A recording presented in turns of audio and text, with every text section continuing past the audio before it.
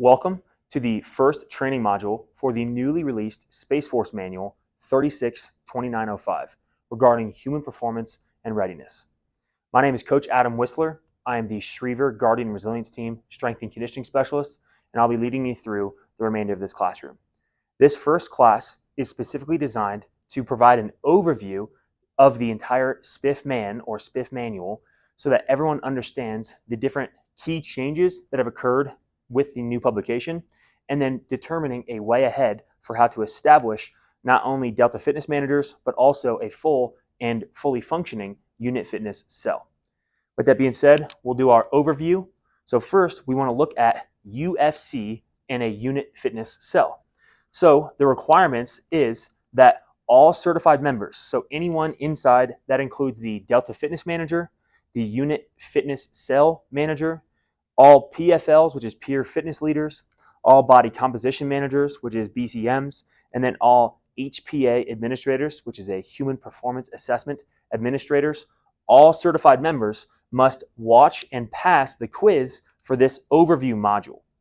For DFMs specifically, if you are a DFM and being certified through this module and through this digital classroom course, you must watch and pass all 6 modules that are covered in this entire classroom. If you are assigned as a UFCM, again, that's Unit Fitness Cell Manager, you must watch and pass this module as well as modules 3 through 6. That means that you can skip the Delta Fitness Manager module if you would like. For all PFLs, BCMs, and HPA administrators, you must watch and pass this first overview module in addition to your specific module that you are getting certified within. Members must complete any module that they desire certification within in alignment with what they are appointed to according to their appointment letters and from their commanders. For example, if a member desires earning certification as a PFL and an HPA administrator specifically, then they must complete this module, Module 1, in addition to Modules 4 and 6, Module 4 being Peer Fitness Leader and Module 6 being for an HPA administrator. With that being said, that's the overview for this training requirements. We're going to get right into the key policy updates that are covered throughout this new Space Force publication. So some of those key policy updates include units are responsible for establishing what are now called unit fitness cells. A unit fitness cell is going to be responsible for administering all human performance assessments. That's an HPA, human performance assessments, in addition to all body composition assessments. That one stays the same, which is BCAs. And then also helping to conduct human performance and readiness activities, which includes education and training sessions, as well as physical fitness training sessions. We'll get into that in a little bit. The second key policy update is that units are required to host 60 minutes of physical fitness activities at least 3 days per week during the duty day, which is in paragraph 1.3.5 of the new SPFMAN. So trying to incorporate these physical fitness sessions in a structured manner within your normal battle rhythm for your unit. The Continuous Fitness Assessment, the CFA, is tentatively being established as the Space Force's Combat Readiness Test, or CRT. This may be approved in late 2026. That's the current plan of action. However, this is, of course, subject to change. That is what is currently being pursued. For the CFA, it will become one of the 2 required annual fitness tests, one being a HPA and the other being a current or satisfactory status within the Continuous Fitness Assessment, which is the CFA. With that being said, looking more specifically at HPR, or Human Performance and Readiness, Unit HPR is an official part of this Space Force publication, and it is absolutely an important part of the Space Force mission. It must be executed by commanders, senior enlisted leaders, and supervisors during the duty day according to paragraph 1.3.1. So finding time to incorporate this into the normal battle rhythm for your unit is a key and critical element. With that being said, the standard for HPR is that 3 days per week with 60 minutes per day within each of those sessions. For this unit level human performance and readiness training, it must be organized and scheduled by NCOs and officers with certified peer fitness leaders recommended to leading those sessions using either a GRIT, which is a Guardian Resilience Team, using a GRIT coach or a GRIT member, or that certified PFL as shown there with grit guidance. Some further updates as it relates to this specific portion of the HPA. Now, according to newly published guidance for the year of 2026, again, this being potentially subject to change, but our current advisement is that every guardian will complete 2 human performance assessments, those HPAs, every year. That starts in 2026, and it is true regardless of your enrollment status within the current version of the continuous fitness assessment. So CFA Prime or CFA Core being those 2 options. When the CFA is a program of record, it may be approved to replace one of those 2 annual HPAs that are required.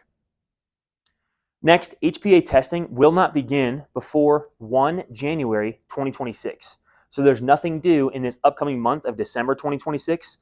We're currently filming this in late November of 2025. And so this will not be due, any HPAs will not be due until this starting window of 1 January 2026 to 30 June 2026. That is the first required HPA window. Delta commanders and squadron commanders can work with their Delta Fitness Manager to assign any month within that window to be a unit level HPA being conducted, or individual members can be assigned a specific month within that window, but it'll be no later than 30 June for that first HPA to be conducted. Again, unit commanders will determine the HPA testing dates for their members, and one of those 2 HPAs must include a 2-mile run for the cardiovascular component of the HPA. The other option being the high aerobic multi-shuttle run, the HAMR, the hammer, which we'll get into more in our HPA administrator module. With that being said, our HPA scoring updates also received a large revamp. When we look at our HPA scoring, it now has the 3 categories, which is very similar to what it was before, but it's a new category range. So we have our fit to fight being this 72 to 80 range is the fit to fight in that green category, if you will, at the top. Health maintenance is a score of 60.0 to 71.9. And then a health concern category is anything below 60.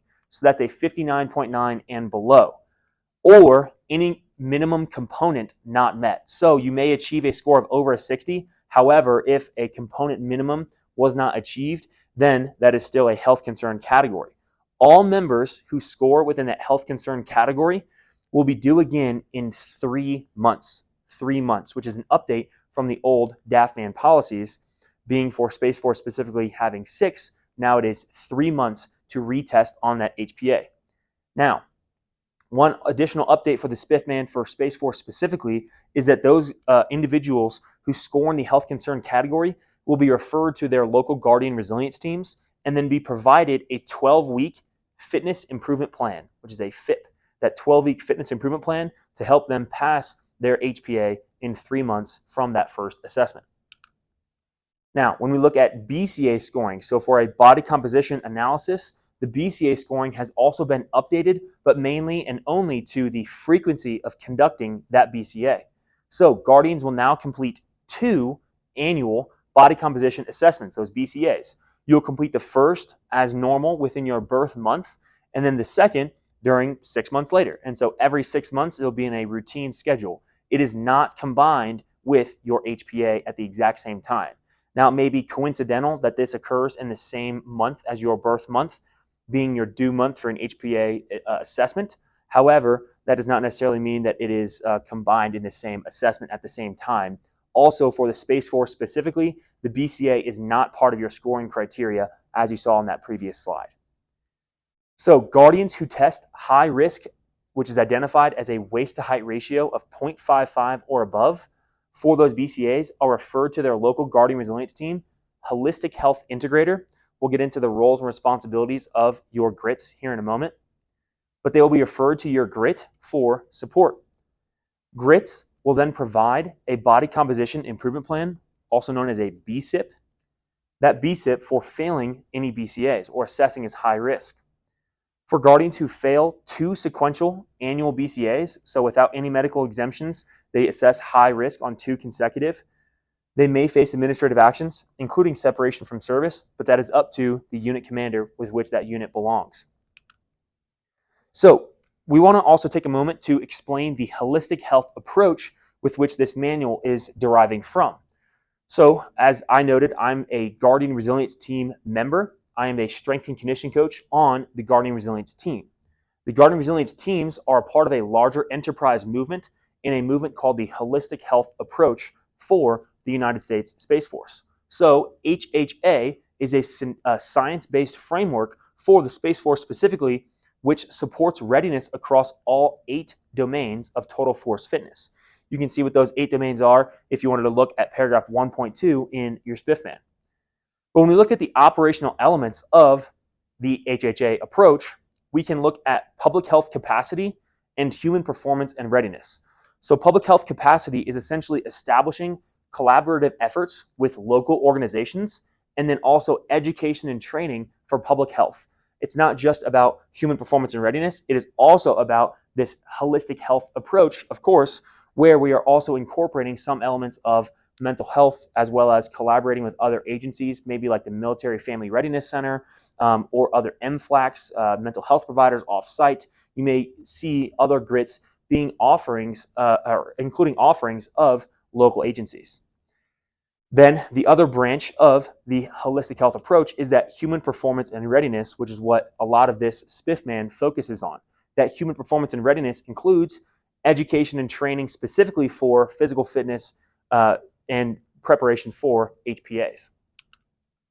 Now, when we look at the organization of the operational elements of these HHAs, which is called the Guardian Resilience Teams, each grit is generally organized of a series of multidisciplinary subject matter experts, including 4 main individuals. Our first one being the team lead, being called the Holistic Health Integrator for the Guardian Resilience Team. So if you see HHI, that is your grit HHI, that is the team lead for your local Guardian Resilience Team. Then underneath that team lead, you have 3 separate subject matter experts. The first being a strength and conditioning coach, who is an expert in health and fitness, a physical therapist, and then a mental health provider. So those 3 individuals work together to comprise the overall Guardian Resilience Team. Okay, so next we want to get into how the Guardian Resilience Team functions as part of this larger organizational chart. So the Guardian Resilience Team's goal is to train, advise, and assist that Delta Commander, those Delta Fitness Managers, as well as all of the unit fitness cells. So a Delta Commander is responsible for assigning a Delta Fitness Manager. Then we work with that Delta Fitness Manager to create and establish fully functional unit fitness cells at each of those squadrons or detachments that fall underneath that Delta. Then we have the individuals who fall within that unit fitness cell to make it up. First, that unit fitness cell is led by a unit fitness cell manager, that UFCM, and it includes the peer fitness leaders, PFLs, the body composition managers, those BCMs, and all HPA administrators, those HPA administrators for human performance assessments. That is the larger picture of this organizational chart for how this SPFMAN comes to light in the overall structure. So for our grit responsibilities, what is the Guardian Resilience Team responsible for? The Guardian Resilience Teams will serve as the unit commanders' subject matter experts for all things human performance. We will also support human performance and readiness trainings, activities, and events, such as hosting training classrooms. Maybe that's a seminar on improving VO2 max. Maybe that's a lecture or something about physical therapy and improving mobility, or improving your maybe mental health with your mental health provider and having a lecture and seminar about those items. We are also responsible to certify those members within the UFCs, potentially taking this digital classroom. We'll also support all Guardians who need fitness improvement plans and body composition improvement plans as well. So we'll go from the bottom up, from the bottom of that organizational chart up the chain. So we'll start with HPA administrators. For an HPA administrator, their main responsibility is to conduct human performance assessments, those HPAs.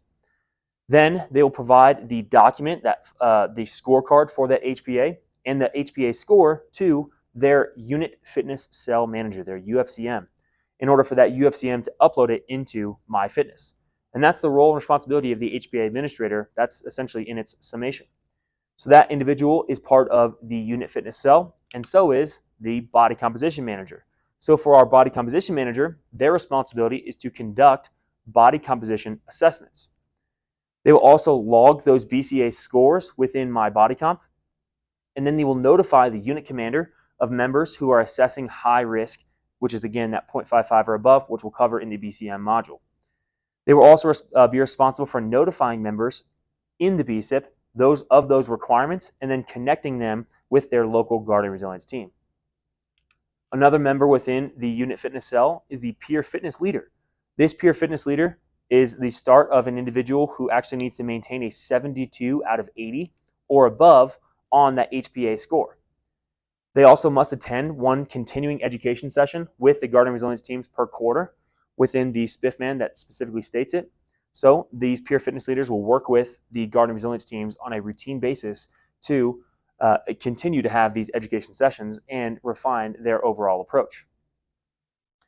Peer fitness leaders are responsible and able to lead unit fitness activities such as those events or sports or group PT sessions, as you can see here. And then they can also be an HPA administrator, but they need to conduct the additional training to be an HPA administrator as well.